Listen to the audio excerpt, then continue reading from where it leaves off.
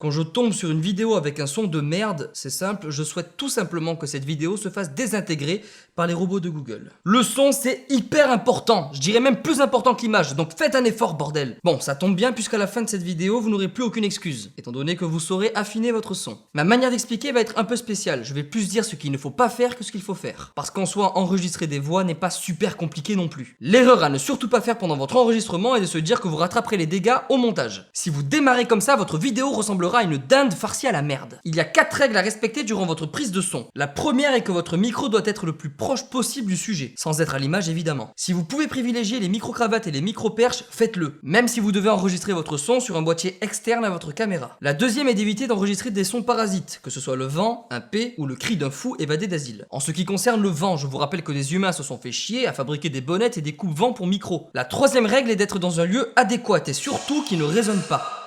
Alors arrêtez de chercher sur internet comment on supprime un écho au montage, ça n'est pas possible, c'est trop tard, votre vidéo ressemble déjà à une dinde farcie à la merde. Et enfin, la quatrième règle est que le son ne doit jamais saturer. Si vous respectez bien ces règles durant votre tournage, vous partez sur de bonnes bases pour la suite. Essayez cependant de ne pas tout foirer durant le montage de votre vidéo.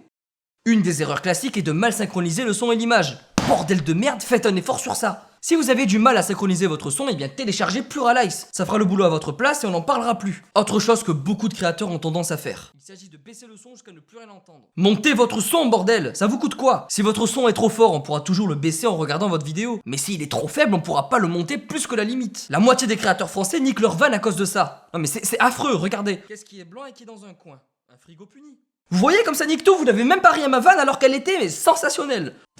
Si vous montez votre vidéo la nuit, vous allez avoir l'impression que le son de votre vidéo sonne hyper fort. Votre réflexe est donc de baisser le son de votre montage. Félicitations, vous venez d'anéantir le potentiel de votre vidéo. Si je peux vous conseiller quelque chose, c'est de baisser d'un quart le volume de votre ordinateur lorsque vous montez la nuit. Et le problème sera réglé. Essayez, vous allez voir. Il y a un élément qui est notre pire ennemi lorsqu'on enregistre du son. C'est ce qu'on appelle le bruit. La première chose à faire pour éviter ce bruit, c'est d'enregistrer votre son en mode manuel et pas en automatique. Si vous êtes en automatique, votre bruit ne sera pas constant et donc lorsque vous allez arrêter de parler,